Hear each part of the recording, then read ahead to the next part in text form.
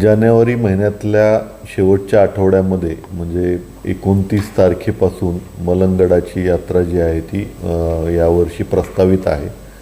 29 तारखेला पालखीचं आगमन, 2 तारखेला जो आहे तो पालखी थळावर आगमन. महत्त्वाचा दिवस जो आहे तो 2 तारखेचा आहे, 2 फेब्रुवारीचा.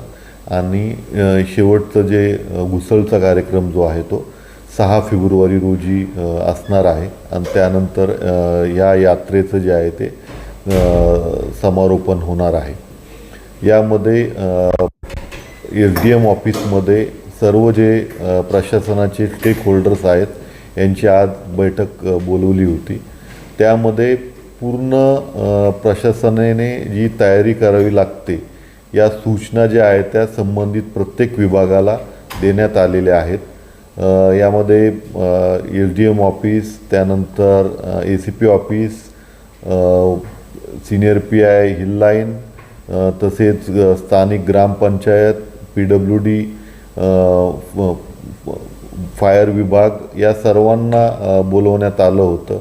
दारूबंदी विभाग तसेच ट्रॅफिक विभाग हे सर्व अधिकारी जे आहेत ते उपस्थित होते.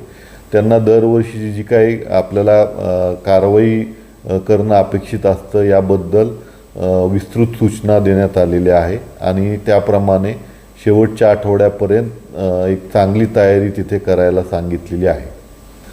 VVIPंचं आगमन जे आहे दरवर्षी होत असतं. अजून कुठलाही प्रोग्राम आलेला नाही.